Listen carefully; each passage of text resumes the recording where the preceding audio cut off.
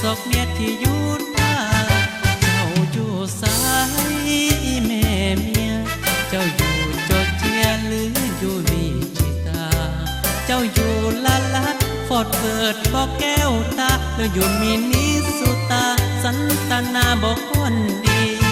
ถึงเทกสัตว์ไอ้นั่งคิดนั่งคิดถึงเมืองฟอร์ดสมิธไอ้คิดนำคนดี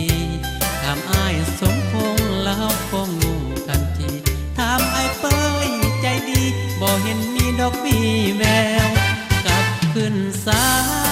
แม่คนดีได้ยินเสียงนี้จงกลับขึ้นบ้านเฮา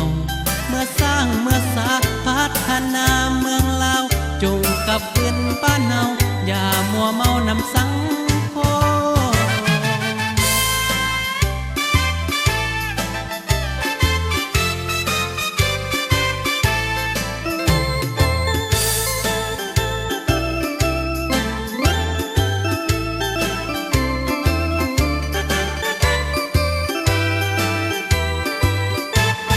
เจ้าอยู่สายแม่เมียเจ้าอยู่จอร์เจียหรืออยู่วิจิตราเจ้าอยู่ลาลัดฟอร์ดเวิร์ดบอกแก้วตาหรืออยู่มินิสุตาสันตนาบอกคนดีเถิงเทกสัตว์ไอ้นั่งคิดนั่งคิดถึงเมืองฟอร์ดสมิธไอ้คิดนำคนดี